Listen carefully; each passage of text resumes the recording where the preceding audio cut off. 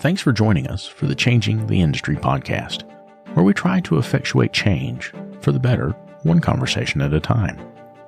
Part of that change is providing help for those that need it. This is why we've partnered with the Institute for Automotive Business Excellence. Whether it's help with sales, operations, or just getting your numbers in order, these folks are some of the very best in the industry.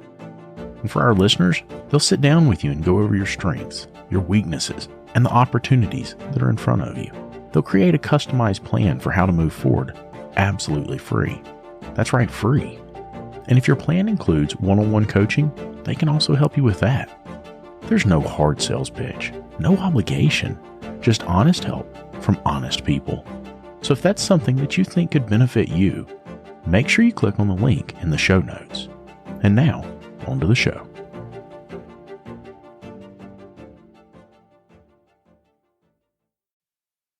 Are you going to talk to him? Yeah, I'll talk to him all the time. I don't believe you. You probably shouldn't. You probably shouldn't say that you're going to talk to him and then not talk to him. I'll talk to him. Why, did he say I haven't talked to him? Yeah, he was a little butthurt. Okay. It's like, I need a little Lucas time. All right, well, I'll call him up. And I said, I'm willing to give you lots of Lucas time because I need a little not Lucas time. Thanks. I appreciate that. Sup? What's going on? How you doing? I'm doing well. What'd you think of the show? It's been good. It's been good. A lot of faces, a lot of folks. Right? Met some new people that I hadn't met before. That's pretty cool. It's always good.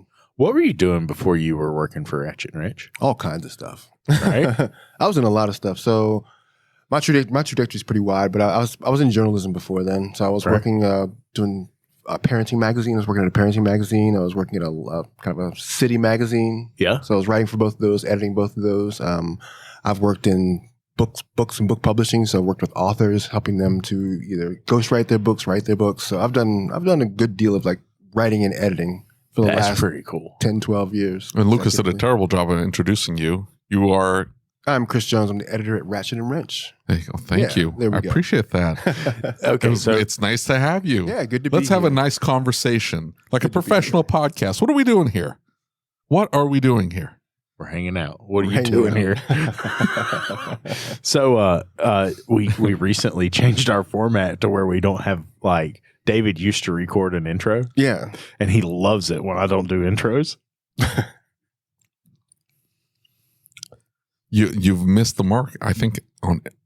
No, you've done decent. The last one, I had to do an intro. Imagine that. You had to do something? He's mailing it in, is what he's doing. He's just like, he's on the down. I was like, this last recording, I'm just going to sit back. Don't worry about it. Like, what? I'll find somebody that can talk. Don't worry. I got Chris this. Jones can talk. So a parenting magazine. Yeah. That's pretty cool. It is pretty cool. It's parenting is such a different world. Right? Well, Such I a different mean, world. now you come into automotive. Yeah. Shop ownership. That's very different. It's been very different. Well, but I mean, like, that parenting experience is probably going to be pretty useful now. Especially, like, prime example. It's shop funny when you owner. think about it. I mean, parenting is very similar to entrepreneurship, though. Yeah. in every I mean, way. I guess it really Because is. running a business is very similar to running a family, except you have the emotional component. So you're dealing with the emotional component with family and children and wives, but it's very similar though. It's not a far cry, not a far difference. David does not, but I personally get the same emotional issues with my shop. Yeah. Right? Like, because I care about it. I care about my people and I care about the experiences, right? Yeah. So I get the same thing. So how did you find Ratchet and Wrench? Did they find you? Did you? I found them. So towards the end of the pandemic, I was running, working with a couple of magazines. Yeah. The publishers were concerned that the pandemic would take another wave in 2021. Right. They were like, well, we're not sure if we're gonna have another wave. So they started scaling back on, the territories that we were covering, which meant we covered 2 different territories, 2 different magazines. So so they wanted to combine them into a single one-bound issue. Okay. Which would take me out of the editor spot and put the other editor as the chief editor, and I would just be basically the features writer and do all the features. And so I started to kind of see the handwriting on the wall that this isn't going to sustain. Let me see if there's something else out there, someone else out there who's looking for an editor who wants to be more full-time, more involved, because that's what I wanted. Yeah. And so I went on to Indeed and found the job ad for what was 10 missions at the time. Right. And everything within the 10 missions job ad was everything that I could do at a very high level. Right. Which was like writing, which was editing, which was like, connecting with people, which is like basically taking ownership of a publication. Right. Something I was very comfortable doing. So I applied for the position. They screened me, called me back, gave me a couple of interviews, and then offered me a position last January. And it's been a year, February the 7th. It doesn't seem like it's been that long. Yeah. But like we've had some really in-depth conversations. Yeah. And I'm somewhat amazed that you've picked Are you just agreeing with him, or were they actually in depth? They've been in depth. You can hurt his feelings. I can hurt his feelings. He wishes you would. No, we had a really in-depth conversation recently. And we weren't talking about any one company or anything like that, but we were talking about the value of our industry, right? And coaching companies and shops doing the right thing, right? And one of the things that we're talking about, and I really appreciate his perspective on this, is we're talking about shops that are looking at the results right now, right? They say, hey, listen, I'm not going to worry about charging for that diag. I'm not going to worry about paying the technicians right because I'm trying to get what I can get right now. And 10 years from now, if it's not here, I will have made mine, and that's okay. Who cares? It's not my problem. Versus, and so share a little bit about your perspective of that, because you used a sports analogy I had never thought about, right? Where you were talking about the way that professional coaches handle that. I'm trying to remember which analogy we were talking about. Well, you were talking, I think you were talking about the NFL. Mm-hmm. And we were talking about the fact that you can tell the difference in the two types of teams. You remember that? Right. Yeah, I vaguely remember it, but I think we were talking about I'm trying to remember which teams we were talking about. The difference between I can't remember. I'm sure I've got a message somewhere. I can't remember off the top of my head. I know it's a message, but it was a good analogy, wasn't it? Yeah. Oh, dude, it was. It was. And so let's talk about how good the analogy was, not the actual analogy. I know, right? We can do that. Yeah. But I think what it was, all right, so the heart of it, David. The most challenging part of building any estimate is finding the right parts in stock and at the right price. Now, you could open a bunch of tabs, search each vendor's website, enter your customer's vehicle information, and compare pricing and availability. But if you're following the 300% rule, this can take up a lot of your time. That's why Lucas and I both use Parts Tech at our shops. It's one website to see an unlimited number of parts and tire vendors. With one click, we can import parts and order them from multiple vendors all at once. And here's the best part. Parts Tech is absolutely free to use, and your shop management system is probably already able to connect with it. To get started, just click the link in the show notes or go to partstech.com/podcast. That's partstech.com/podcast. Hey, one more thing. If you find out that your shop management system doesn't integrate with Parts Tech, it's time to upgrade. David and I use what we believe to be the very best system on the market, Shopware. With unmatched features like Parts GP Optimizer and DVX, which is their digital vehicle experience, Shopware really is way more than just a shop management software. With it, you'll be able to create an immersive and interactive experience for your client, setting you apart from everyone else using run-of-the-mill software. Are you ready to upgrade? Click the link in the show notes to get started. We're talking about the difference between a coaching situation like a team like in D.C., Washington.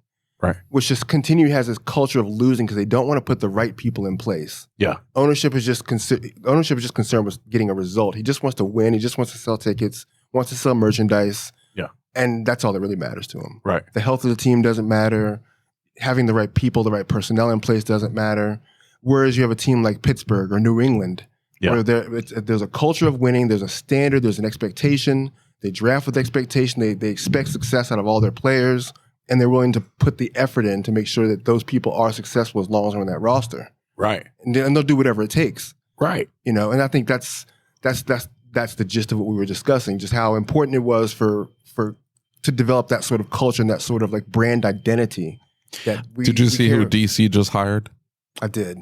The offensive coordinator for the Kansas City Chiefs. Yeah. You know who does all the offensive coordinating for the Kansas City Chiefs? The world champion Kansas City Chiefs? The head coach. You know what? You know who doesn't do any of the offensive coordinating? Run the team meetings, script up the plays. The offensive coordinator. He didn't do any of that. What did he do then? I don't know. So the DC decides, hey, yeah, he is listed as the offensive coordinator, and he happens to be coaching the best quarterback in football, a generational talent, probably not going to see another one like him ever again. We should hire that guy and not give him a generational quarterback that we will never see again. And also recognize that he doesn't write any of the plays and does come up with the ridiculous offensive schemes that are changing the NFL, so much so that they're building defenses around stopping Andy Reid's offense. That's what they're trying to do. Everybody tries to mimic Andy Reid's offense. Agreed. And because everybody's trying to mimic Andy Reid's offense, they're building defenses to stop Andy Reid's offense. He's not involved in any of that. So we should hire that guy. That sounds like a good... They had a good coach. Ron Rivera? Yeah. Riviera. Yeah. He was a good coach. Yeah. I mean, so he's still there, and he'll probably end up calling the plays himself. Right. You know, I'm not sure if they're just bringing him in to design the offenses for Ron to call. But I think that's the challenge is like, you know, when you look at a situation like that, again, it's like it's Band-Aiding. Yeah. Well, and it's Band-Aiding for Washington. But are they not looking at this, right? Like we use that analogy to say, I'm going to get mine and it's going to be okay. Right. And if I don't, well, whatever. But like, I'm just here for the now. Yeah. You're right. He hired him. They hired him as the offensive coordinator and not the. I thought he had been hired as head coach. But when you look at that, do you think that we're talking sports here? Well, Lucas. I know. I'm talking about that too. Like those teams still want to win. You know. Those teams still want to be successful. He just said that they don't care. They're there to sell tickets and merchandise. That, but in their mind, they're winning. Yeah. In their mind, that is what success is. They want to be successful today. They don't want to be successful tomorrow, the year after that. They want to be successful today. They want championships now. Right. And I think that's part of the problem is that that's not sustainable. Because you see it happen. You saw what happened with the Rams. The Rams just bought everybody, got a championship, and just completely collapsed. It's the Saints. Yeah. It's so much so that the coach bailed. He's like, I'm out. Yeah. This isn't going to go anywhere. I'm out. And there are millions over the cap. Like you're not going to be able to sign anybody. Rebuild. You can't. Yeah, you can't do anything. Can't build. So I'm out. And they end up trading them to Denver. Are they going to fix Denver? No. Really? No. What? That's a spicy take. No. Explain. I just think Russ is washed. Really? I think he's washed. Is it the cringy? Bad. Is it the cringy bad. ads? Have you seen the ads? No. This is Broncos country. Let's roll. It's super cringy. Oh, and all the videos of them ride. like, yeah. I just think he's washed. I don't think he's got it. I mean, because you saw what happened when they just put Geno in the exact same system, and Geno looked like a star in the same system. And Russ decent, and that Russ said that he didn't want to be a part of anymore. And he might be right. I think he is right, man. That was a terrible season. It was hard to watch. Like I had to turn a couple games off and be like, I can't watch that. I can't watch other games. They're boring to me.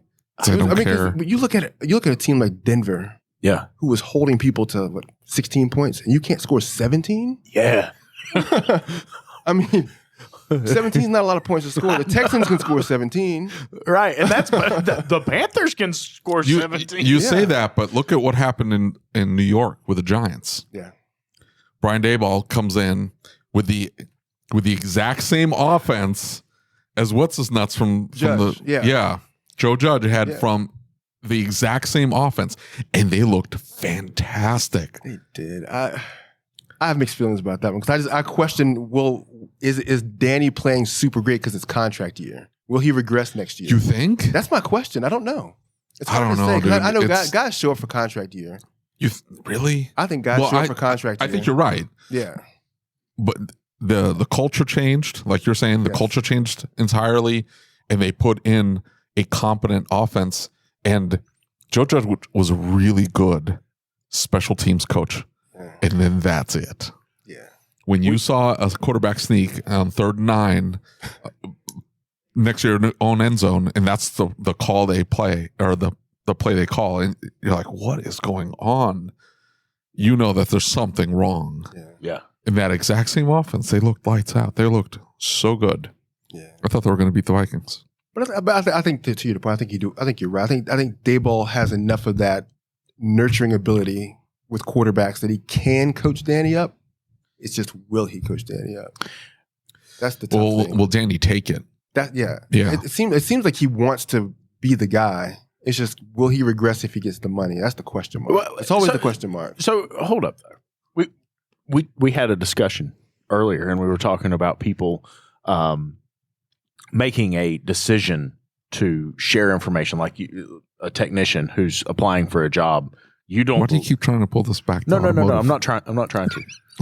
You got to hear me out. I'm tying it back to something you said earlier. No, it just happens to be about a technician. You said that you were talking about the fact that you didn't think that they would have the ability or the knowledge to intentionally hide that they didn't have that ability, right? Sure. In other words, they're. Do you think it's really possible though that he could intentionally sandbag that? Do you think professional sports players sandbag and try and hold back, except for something Peyton Manning said? I don't know if you ever heard this. Peyton Manning said, by the time you get to the NFL, everybody's playing at such an elite level that there is a fraction of a difference between the highest paid NFL player and the lowest paid NFL player. They're all so good. You're talking about the elite of the elite, the very best in the world playing. And so the question then was, well, what's the difference between this 32nd ranked quarterback and the superstar, and Aaron Rodgers, an absolute superstar? And he goes, preparation and will. That's it. Yeah. They are focused on being the absolute best and push themselves, where some of these guys, like, they'll give it a go. And some of them even perform really well because they're just so gifted. Like the dude from Arizona. Kyler Murray. Yeah. You ever seen the thing about the video games? Yeah. So Call of Duty comes out and his stats tank. Right. Because he plays so much video games. He's got his own Twitch channel. They even put a clause in his contract last year. Yeah. And they had to back that out because it became such a big distraction. I was wondering why my shop KPIs went down every time a new Call of Duty comes out, but I guess now I know. Is there a correlation? Probably. I quit looking at my numbers when it came out. It's kind of like when they used to track when Madden came out. Like every time the new Madden came out, and like productivity would go down, or when the unstable AA tournament comes on TV, productivity goes down in the office. Really? Oh yeah, there's studies on that. People are watching it on their screens instead of doing work. But you get a Kyler Murray who is supremely gifted. Yes. And he's playing off those gifts. But the minute his body starts to break down a little bit, like, we don't know what's going to happen. He just blew out his ACL. So he may not come back the same ever again. He'll just be like, oh, everybody will just look at that injury. But it probably wasn't that. He could absolutely come back and be just as good or even better than he was before. But it's a matter of willpower. Like, does he really want to? Will he prepare? And that's what Peyton Manning was saying. It's like the difference between the best quarterback and the worst quarterback is how well they prepare for the game and how much they want it. That's it. Yeah. It's not ability, because they all have the ability to do it. They could all be Peyton Mannings. It's just that only Peyton Manning wanted to be a Peyton Manning. But I mean, like, let's be real about this. Any one of us could have a winning season and could take that money and could live pretty comfortably for a long time. Right. Maybe not daily. The backup for the Chiefs has won 2 or 3 championships just riding the pine. Right? And he retired a champion. He's like, I'm retiring. He's like late 30s. He's like, I'm out. Filthy rich. Great. Yeah. Greatest backup of all time. Barely threw a pass. Won several championships, collected hundreds of thousands, millions of dollars in salary. Why not? So, I mean, what's the drive to do it over? I mean, winning championship after championship, I guess I could see that, but what's the drive? What's the drive to continue to, in other words, like, what's the drive for Sean O'Brien, who wants to, you know what he told me, that fool? He goes, I want to have enough stores to do $120 million in revenue. And I go, what? He's like, yeah, that's what I put out there. He's doing EOS, entrepreneurial operational assistant. Yeah. And he's like, that's my big goal. I'm like, dude, you are nuts. Like, why? $120 million a year in revenue. Wow. There's if I wouldn't bet against him. Yeah. I really wouldn't. And like if his health holds up and he can physically do it, like he'll put his head down and he'll get it done. And then you have to question that and go, why? How many shops are, how many organizations, that's not how many shops, how many organizations are in that category, you think? 120 million a year. In terms of shops, or yeah, I don't know that. I don't know if there are any. Are there any? I mean, there might. Like, I mean, Christian Brothers is a big franchise. They have a bunch of shops, but I mean, they're so broken up. I mean, Doug Grills could be. Dude, he's got 5 stores. He ain't doing 120 million. He's got more than 5 stores. Does he? Mm-hmm. Simply True's they've got several. Yeah. Then Drive, Rissy, she's got a bunch. There might be. So there may be. 4. It's an anomaly, that's for sure. There might be 4 organizations that could touch numbers like that. What do you think the drive is to make them push that hard? Is it about winning at that point, or is it about dominance? Yeah, dominance. I mean, you look at guys like. I mean, when you think a guy like Jordan, those guys, it was about just dominance, or Tiger Woods. It's just always about dominance. Or Tom Brady wants to keep getting rings because it's dominance, like just being that presence. I just don't. I mean, maybe that's why I've never accomplished anything like that, because I just don't care that much. Christian Brothers at 11.6 billion in sales. How much? 11.6 billion in sales with a B. Yeah.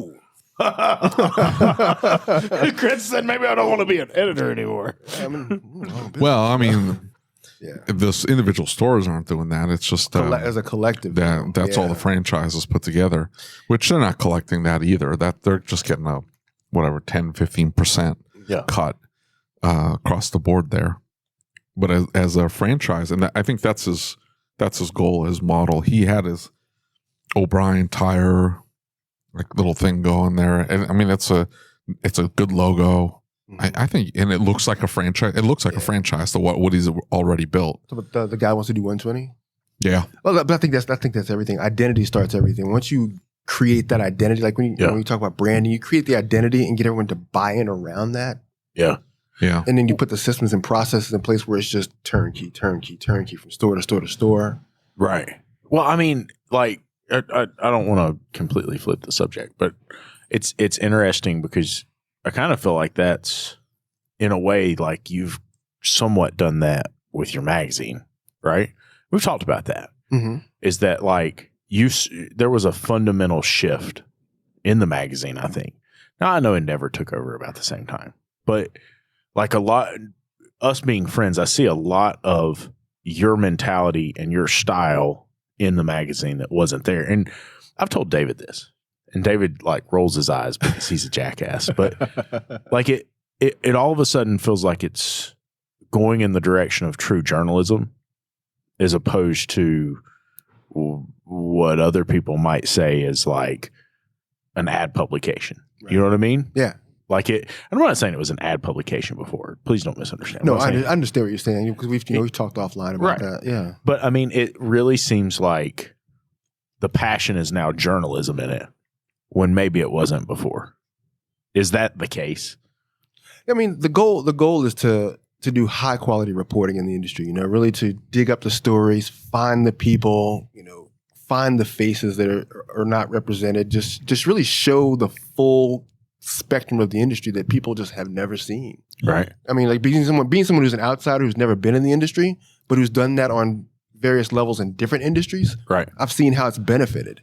Right. Like in the parenting sphere, like just showing various types of parenting style, what different families look like, how they operate, and how successful that was. I mean, of course, there's always the pushback, but when you keep doing it, either you get comfortable or you get going. Right. And so that's what we did in that sector. And the same thing with the last magazine I was working with, Local Scoop. Same thing. We just whose stories are not being told and why. Yeah. Let's go find those people, find their stories, get the origin going, and then just put them in front of people and let people decide what they want to do with it. It doesn't matter to me whether you like it or not. What are you going to do with it? Right. And so that's what I try to do with Ratchet and Wrench is just, here's a story. What are you going to do with it? It's your choice. If you embrace it, embrace it. If you don't, that's on you. Yeah, exactly. But I'm trying to show you what the industry looks like as a whole. Like you talk about just what are some of the challenges people are going through? What are some of the successes, some of the failures, some of the just all of it. You know, we don't want to hide things, but we want to be really candid and be open and honest about what we're dealing with so we can all rise together.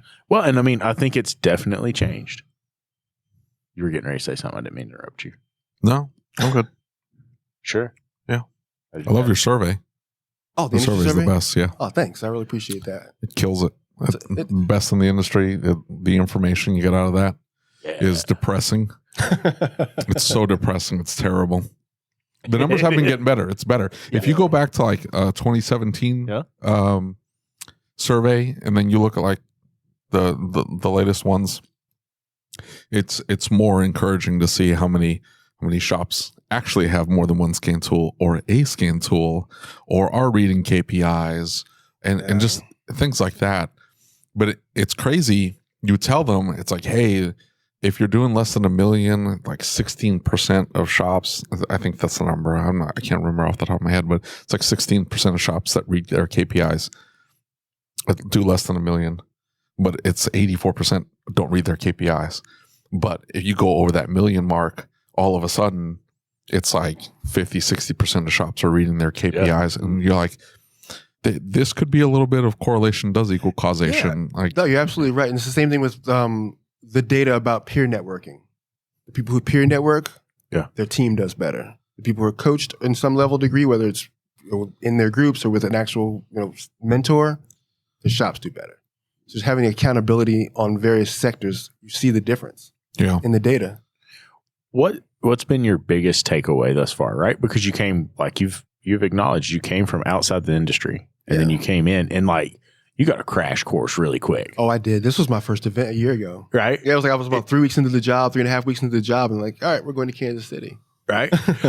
What's been your biggest takeaway so far? I think my biggest takeaway is that people do care. Like, people are really passionate about the industry. They really want it to do well. Right. They want to see it do well. I think people are looking for answers.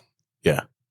They want to know how. Like, I think it's like he was talking about I was in a session yesterday with I forget the speaker's name, Darren Barney. I was in Darren Barney's, and he said, people are very good at finding problems, but they don't always know how to find the solution. Yeah. And so you need people who can help them find the solution. That's very true. Well, and I mean, I think the magazine's got a lot to do with that. Yeah. Right? Because there's some people who aren't going to go find a coach. And like a lot of people, my story didn't revolve around the magazine, but a lot of people say like, hey, I heard about vision through something in an article in the magazine. I saw a number in there and, like you're talking about the survey. And they see that survey and they're like, holy crap, every other shop's doing $1 million plus and I'm over here doing 50,000. They didn't even put 50,000 on the survey. That's not good. Like what am I doing wrong? Right. And so it creates an image for them. It gives them an idea of that something may not be what it needs to be, if you will. Right. Yeah, that's true. I mean, I think today someone from ASOG came up to our table and wanted to talk to me about, he said, I've been getting a bunch of people asking about joining ASOG from something that was in Ratchet Wrench. Did you publish something in there? And I said, not recently. I said, we did something with Lucas about, friend or foe with the shop owners and just that, that you need the network of the industry. Right. That was months ago. And I said, but I did put that in the newsletter a few days ago. Right. And he said, that's probably what it is. But it's that connection. Right. What do you see with that perspective you've got? What do you see our biggest challenge as? Man, that's a good question. I think one of the biggest challenges is mobilizing everyone to go in one direction. Yeah, dude. I think that's the biggest challenge. Fact. But I mean, that's what we were just talking about with Cecil earlier, right? Is that in so many ways it's so I'm going to use one of them mountain words, discombobulated. Discombobulated. I am mountain word. Well, there's been infighting for years. Yeah. There's been everybody against everybody else.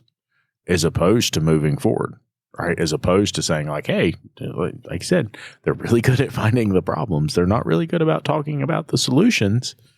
So what can we do as shop owners to start finding that solution? What's your take on it?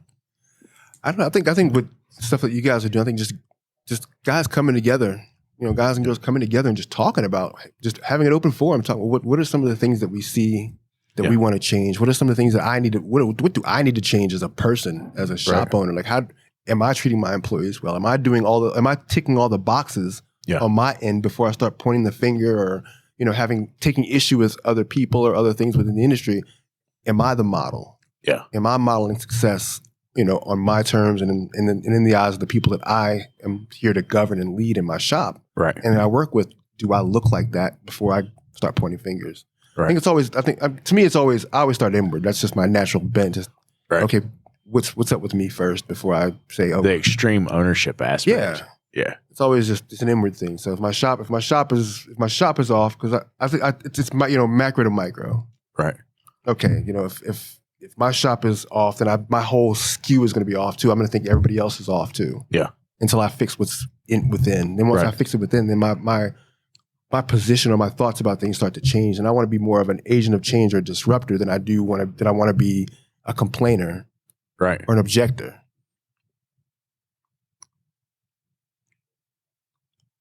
Why are you batting your eyes at me? I think he was talking about you. Complainer and objector. I'm a dissenter. A dissenter. There's a difference. I don't know, bro. You complain a lot. Anyways.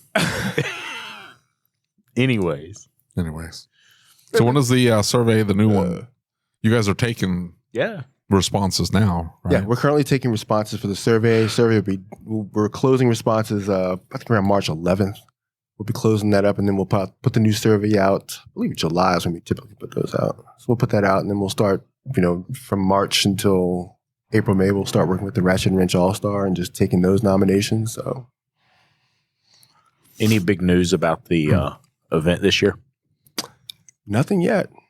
Nothing groundbreaking yet. We're kind of putting together, we've got our team together, and we're just looking at, who our speakers are going to be, what our topics are going to be. Well, we've opened that up this year, which is different too. We've kind of done an open format, like, hey, just here's your call for papers. If you want to speak, throw your hat in the ring, tell us what you want to talk about, what sort of, or if you don't want to speak, what do you want to hear about? What's important to you that we can find and align a speaker with that topic? David, what do you want to hear about? I'm not good at listening to speakers. I get distracted very easily. We just had a whole conversation about classrooms. Like, we had a shop owner that loves going to classes and sitting down, and she sits up front and she's got her notebook ready and she's ready to learn. I sit in the back and I make it maybe 20 minutes, and then, you know what? I gotta go. I just, it has nothing to do with the speaker or anything like that. It's just, I just cannot listen to anything ever without doing something else. Like, I got to have two things going on at once. Yeah. It's tough because I sit there and look at the schedules here and I'm like, man, 4-hour class, that's got to be, you have to be really engaging to hold someone's attention for that long. Yeah. And at the same time, you have to have a great attention span to sit there and endure a class that long. This dude's attention span is like no other. You would feel really bad for him if you knew what I did. I wanted to make sure that he had perspective from lots of people in our industry, right? Like, he's new. I've got a lot of friends that I felt like had awesome stories that he could hear. Okay. And so I told Dutch to call him. Oh, geez, I'm sorry. Like 8 hours later, the dude sends me a message. He's like, hey, man, I've been on the phone for 8 hours, and this dude's been yelling the whole time. He doesn't yell. He's very calculating.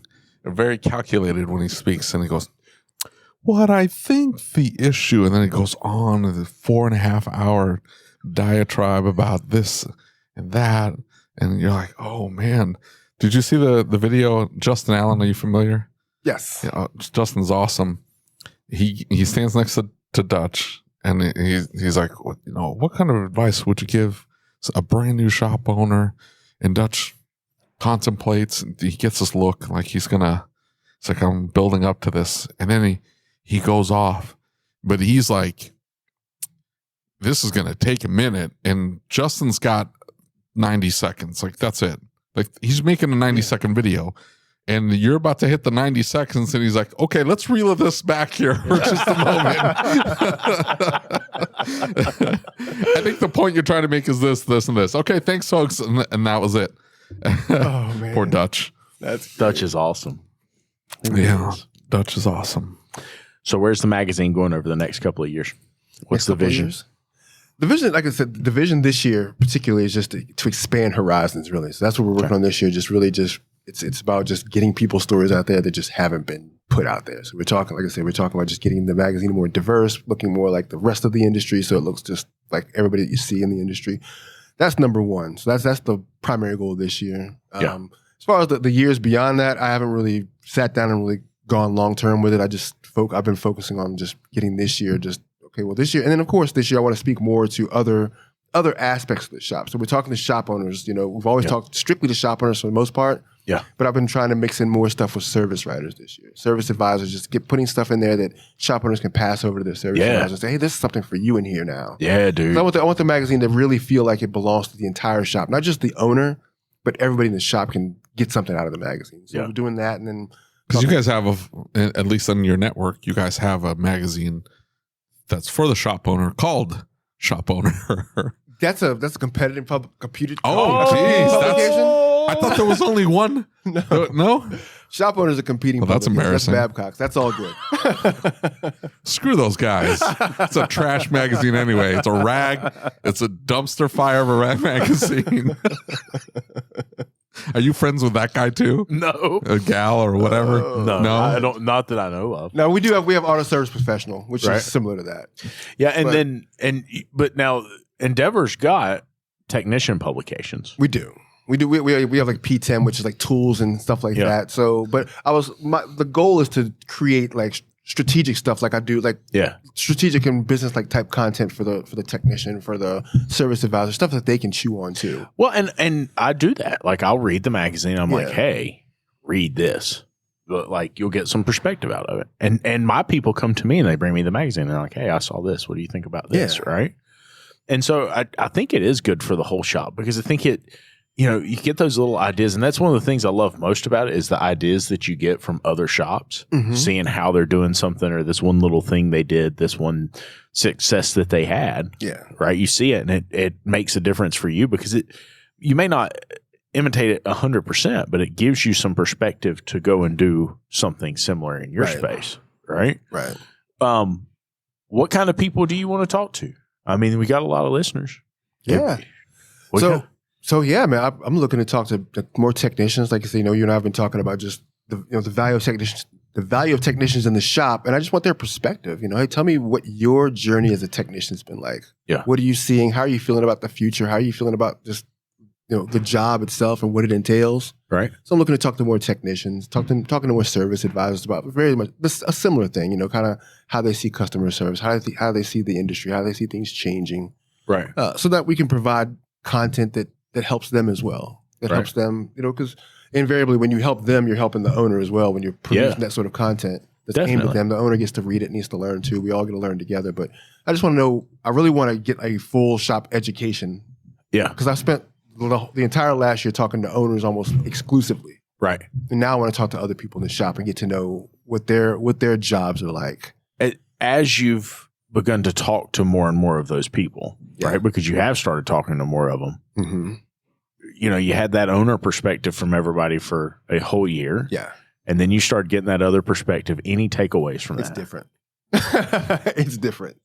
Right. It's very different, especially when, talking to some of the people who are in the education sector and what they're seeing and just hearing about what's happening with their students. Right. When the students graduate, they're excited about the industry. They want to go in and they get into the shop and just the fit's not there for them. Yeah. Then all of a sudden the passion gets lost because they're stuck doing things that they didn't want to do for longer than they wanted to do it. Right. They're hoping to do this or do that. And of course, everyone has to pay their dues, but it's like, for how long?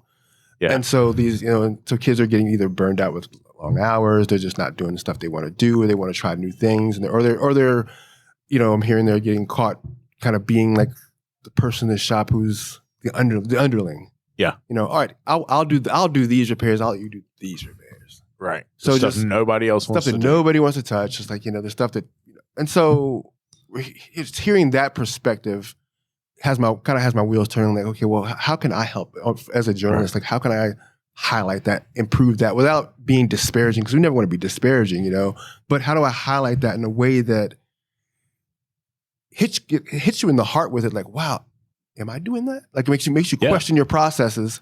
It makes you observe and look at your own way of doing things, and then improves your processes so that your people succeed and that you're not an offender of that. You're not doing that.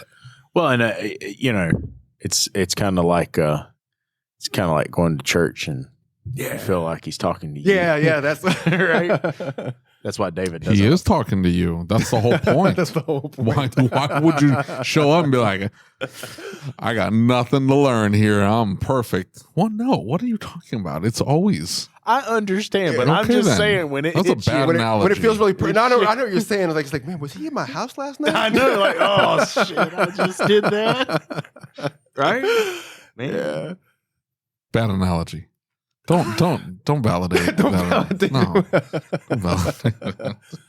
But yeah, I mean, putting it in a show, that's really the goal. Is just to try to help everybody in the industry feel like they belong. Right. They don't like that. Like, they didn't get into this position that they really were passionate about and wanted to do, and then found out it just wasn't what it was cracked up to be. Right. Because I mean, you see that happening in other sectors. Kids are going into massive amounts of debt to go to college. Yeah. Promised a job, so it's so reverse. Yeah. I'm promising you a job before you even go to school. Oh, if I get out of college, I'm going to have all this stuff waiting. Like the land of milk and honey is waiting for me the day I step out of college with my degree. Right. And it's like, that's not the truth. You know that, right? But and then you get dejected and they find themselves working at Panera Bread with $150,000 worth of debt. Right. Why? What do you think that even? A lot of people say that because it's true. I remember hiring he had a master's degree in English.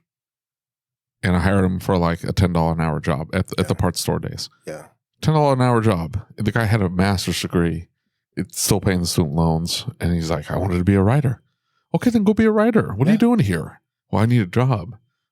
You're not doing any writing right now. I don't understand. But why do you think you would think that people would catch on? If not the kids are going to be idealistic. Well, that's not going to happen to me. I'm definitely going to have a job. But you would think the parents would go, hey, son, daughter, I'm not sending you to school and I'm not going to let you take $150,000 in debt just to find out that there is no job for you. What did dude get a degree in? History? Yeah. Yeah. History? What the hell do you do with a history degree? Got a degree in history and then went and got a law degree. No, he was working on this law degree. Working on his law degree. Yeah. And now is managing a shop. Right? And he's happy managing the shop. Yeah. Now, he might be supremely talented at running the shop, but what the hell did he spend all that time getting a history degree for he's never going to use? Now, he was in the military, so the government paid for it, and that's fine, whatever. Right. But he needed business classes is what he needed. Yeah. At least some financial numbers classes, things like that would be practical for him. He didn't get that, which, he had the idea that he was going to go be a professor until he talked to somebody who was a professor and said, it's a nightmare. Don't do it. Right. You're not going to make any money. This is going to be like really difficult to get into, yada, yada.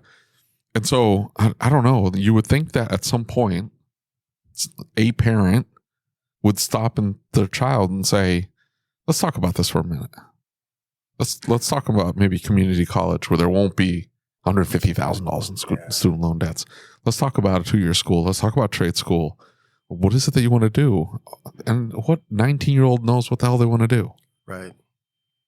That's the whole concept of we need to get the young people in. We're going to start in high school. We're going to start in middle school. Like, what the hell are you talking about? I wanted to be a comic book artist. That's what I wanted to do. Yeah. That's what I wanted to do. I wanted to be a comic book artist. Just drawing all day long. I don't know what the hell I wanted to do. I don't do comic book art now. Obviously, that didn't work out. But if I had gone to the Boston School of Art, I think is what it was called.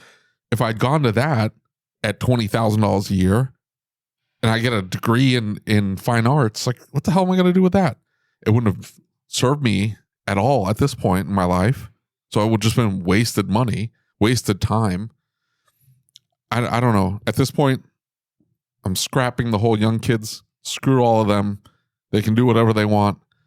We're going after mid to late 20-year-olds that are out of school with their masters in English and history, and they don't know what the hell they're going to do with their life because they just realized they wasted their time and money on degrees.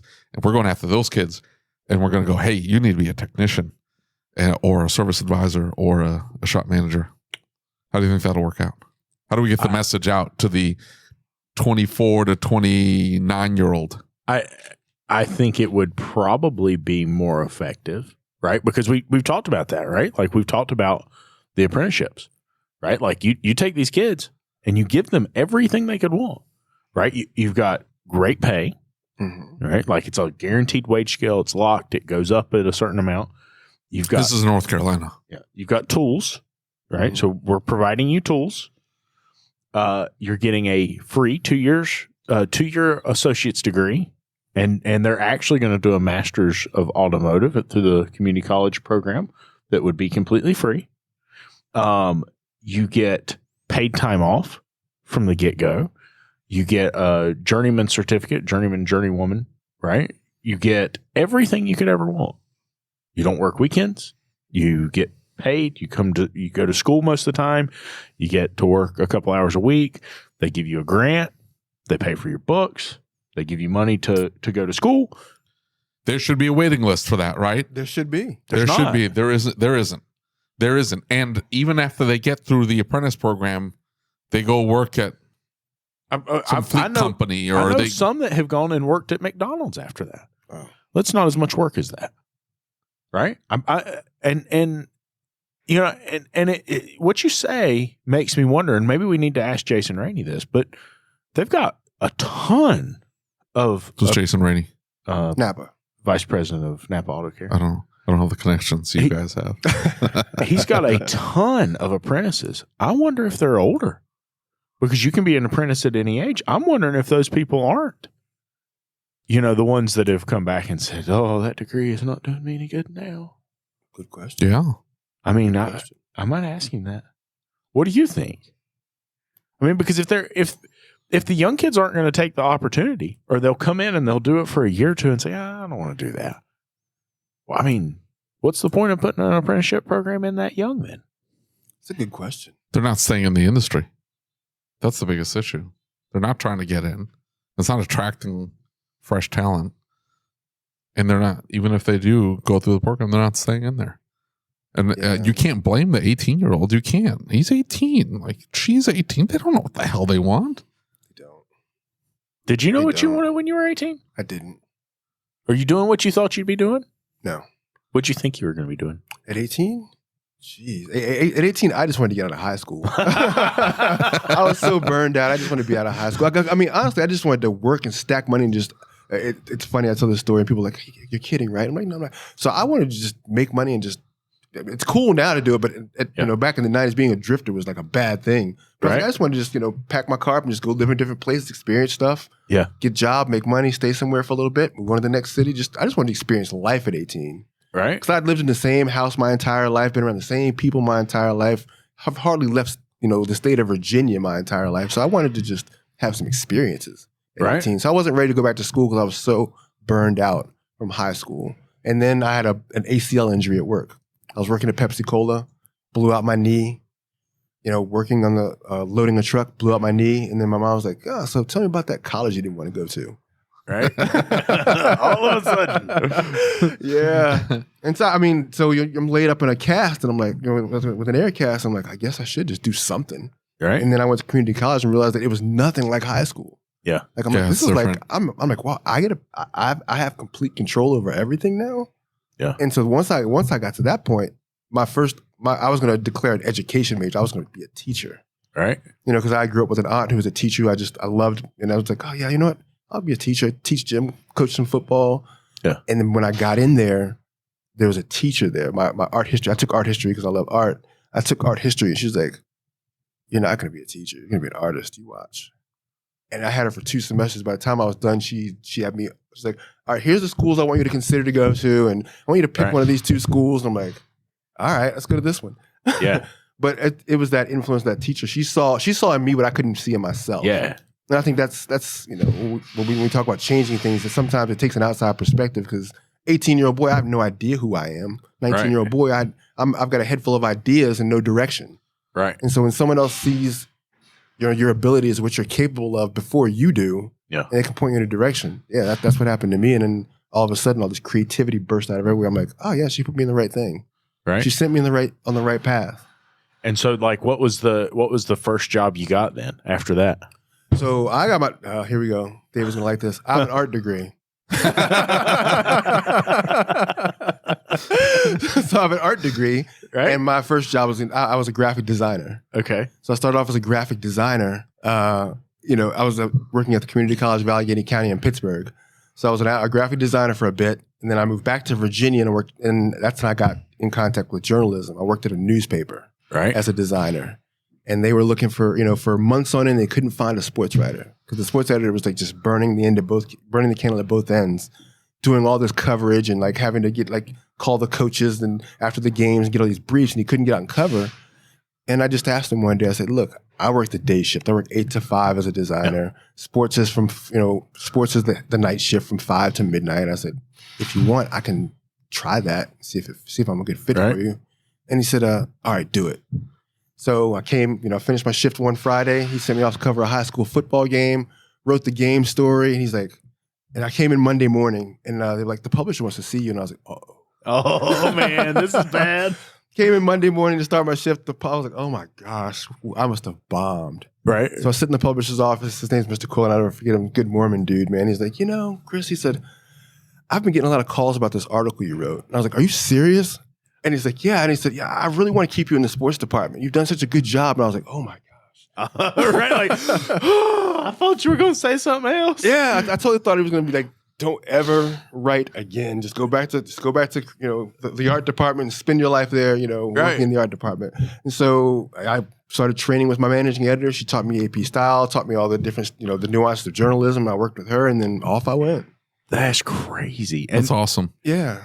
And so like I knew there had to be something sports in there somewhere. Yeah, because I was a sports writer and sports editor. Those were my first 2 journalism jobs. Because dude, you're super passionate about you talk to me about football, and look, he'll get fired up on you. You gotta be careful. No. Let me tell you something about this. Who's your team? Pittsburgh. Is it really? Yeah, I'm a Steelers fan. Oh. Wow. Oh man. I mean, you have to admit it's not been good recently.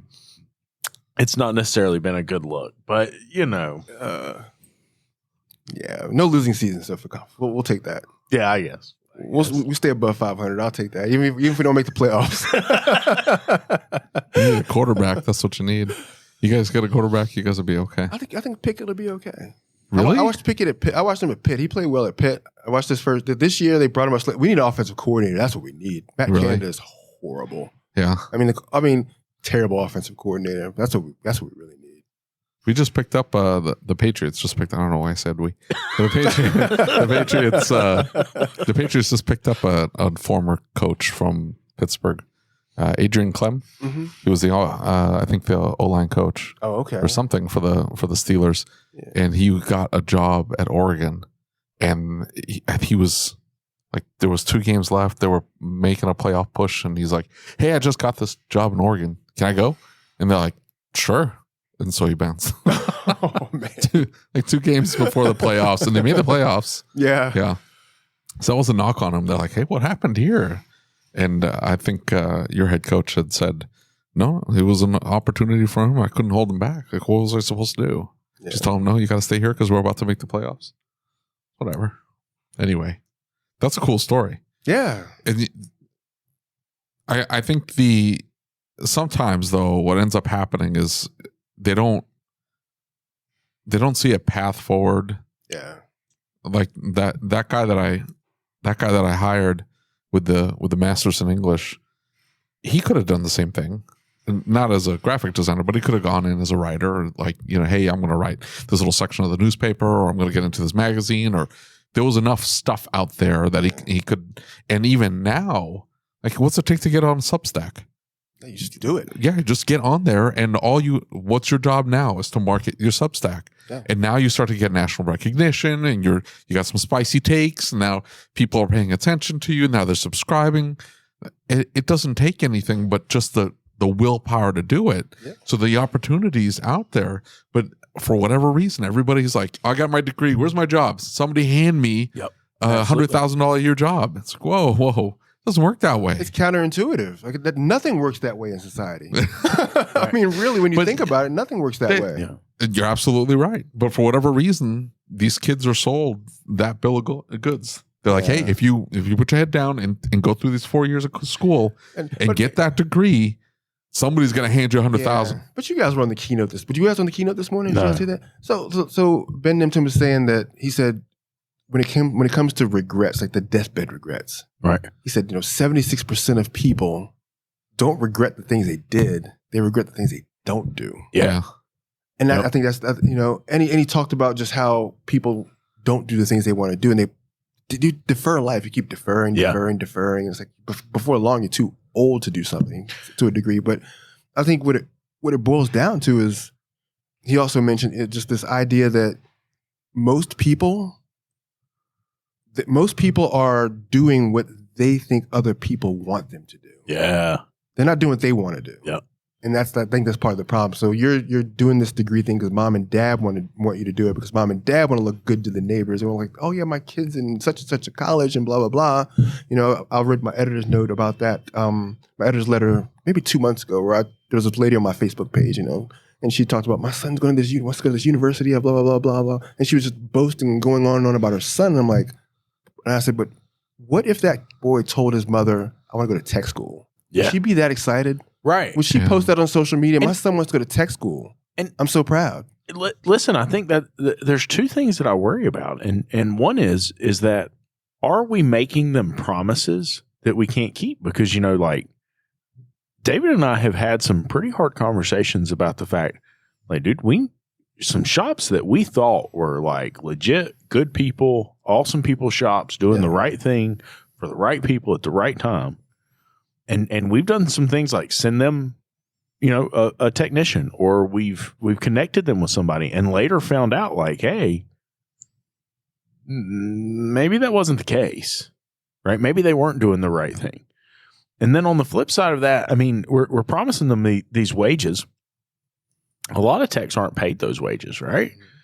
And I can't help but wonder, is the shortage not even necessarily about what the kids want, but is it possible that some of this technician shortage is because the parents are saying, no, don't do that, right? But you say that the kids are doing what the parents, they think the parents want them to do.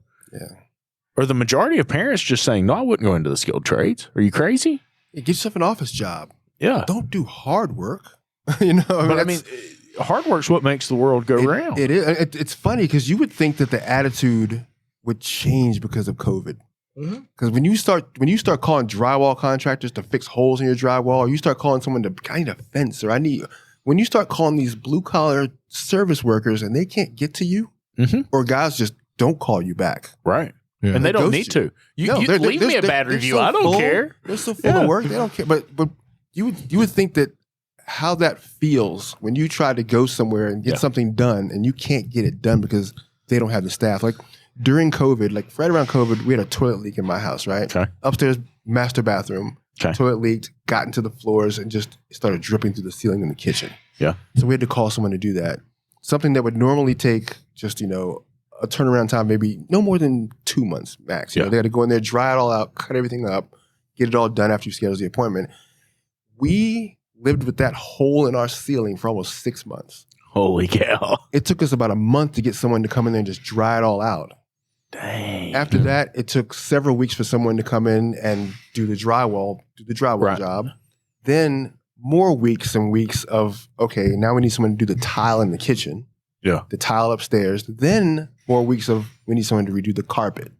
Right. I mean, like I said, an ordeal of 6 or so months that usually is a 2-month job. Right. Because Probably we couldn't not find even anybody a to do 2-month it. job. Yeah, that should have been knocked out in a week. couldn't find any, but you couldn't find anyone to do it. Right. Or you'd have someone come in, they give you an estimate, you never hear back from them again. Yeah. They're like, well, we're understaffed, we just can't do the job. Okay. Which is it is what it is, but you would think that people would see the value of auto technicians or HVAC people or like you would see the value after going through that. I don't know. And it's hard. Yeah, they don't.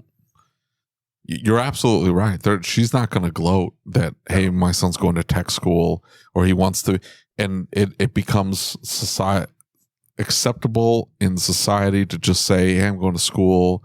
Oh, what college are you going to? They don't know what the hell they're going to do. No. But it's better than saying, I don't know. It's better than saying, hey, I'm just going to go drive around the country, go hang out in different cities. Like, they would still, to this day, look at you cross-eyed. They would. Unless you're like, oh, I'm going to be vlogging the whole time. Yeah, it's right. like, okay, well, that's different. But if you're just doing that just for the experience, it's like, that's the age you do it in. You do it when you're 18, 19 years old. You don't have any strings attached. Yeah. You can live in your car. It's not that big a deal. You don't care. And so, and you would think that, like, yeah, go do that. Who cares?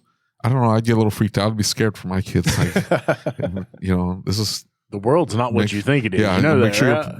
You make sure you have some kind of protection, and then you can defend yourself. And I don't know, I'd be a little freaked out. But that was a conversation we had with Brandon Dills. Like, if my kids walk up to me and they want to play Minecraft all day, it's like, okay, let's figure out a way to make money playing Minecraft. And if somebody asks me, hey, what does your kid do? Oh, they play Minecraft on TV, on the internet for money. What? Yeah, they make great money at it. Okay. Yeah. Who cares? That's how I feel about it. I mean, I talk to my boys about that all the time. Like, I tell them, if college is for you, it's for you. If it's not, it's not. There's trade schools. You can go do fire science. Because one of my sons, he's like, I want to be a firefighter. I don't want to go to college. Okay, let's talk. What's your pathway? Yeah. Let's start with you being a junior firefighter. When do we talk to the fire? Like, let's get a plan together. Yeah. To get you to where you need to go. Right. If college isn't your thing, that's totally fine. I don't mind. Yeah. And so I think that's how the parent's perspective needs to be. It's like, it's not my life to live. Yeah. I don't have to live with the decisions my children make. I've done my job. I've given them the training. I've got them out of the house. Right. They're good people. They're adjusted. Giving them now the they've got to values, go. giving them the morals, That's giving it. them the structure. I think the only extra step I intend on providing my kids is, rather than try to push them into something specific, I want to be able to, just like that teacher did for you, that this is a very creative kid. Yeah. And that creativity needs to come out. Right. And for her, it was art school. But then it turned into writing and telling people stories. That's an outlet of creativity. But she saw that in you. Yeah. I want to be able to identify that in my kids. Right. I want to be able to see that my kids have a talent for XYZ. Now let's figure out what'll make them happy doing that and fulfilling their talent and letting whatever that is that's inside of them out. I think that's what's lacking most of the time. Yeah. Is that you're looking for a pathway. You're trying to see what it is that they want to do, because you're absolutely right. It's not your life to live, but it's more, I think every parent wants their child to do exceptionally well. Yeah. Yeah. I think that sometimes the parents don't have the ability or the vision to look at options around whatever that happens to be. I mentioned the Mr. Beast. You're familiar with Mr. Beast, though. Yep. So you've heard him tell the story about his mom she wanted him to go to college. Oh. Meanwhile, he's trying to build a YouTube channel. Yeah. He's the biggest YouTube channel in the world, and he has I think it's 9 figures now business. Yeah. Yep. Almost 100 million plus business At 24. at 24 years At old. 24. And is a genius with the YouTube algorithm and the whole thing. What if she had pushed him and said, no, you got to go to college or I'm going to kick you out, this, that, and the other? That's what ended up happening. He tried to go to college because his mom told him, hey, if you don't go, I'm going to end up kicking you out of the house. And he's like, well, I guess I got to go. That was not the right move at all. Yeah. Yeah. Rather, in her mind, the only pathway towards success was college. That's it. There's no other pathway. You're going to be a bum otherwise. Yeah. That's not the case at all. Especially now. No, not when you go to the Chick-fil-A drive-thru and you kind of pull around the corner and it's like now hiring $18.25 an hour. You're like, dude, I worked for $4.25 when I was 16. I'm like, man, holy moly, this is crazy. What's But it's like the story of Jay Shetty. Jay Shetty, right? Yeah, he was talking on a podcast. And he was saying, with his family, he said, I'm Indian, so it's like, of course, the success level is here. Yeah. And he said, for my family, he said, these were my options growing up. Doctor, lawyer, failure. That's it. And he said, when he decided to become a monk, his mom was like, you're a failure. And he said, even now as I'm a millionaire, I'm a speaker, I'm a coach, I got books, I'm a bestseller. My mom still thinks failure. Yeah. She still thinks failure because I didn't become a doctor or a lawyer. Yep. Because in her mind, that was the only two pathways to success. And he said, she can't wrap her mind around that. I think of it makes me think of the, I can't remember which motivational speaker it was who was talking about the white picket fence. You remember that? No. And he's talking about an extremely successful woman. Yeah.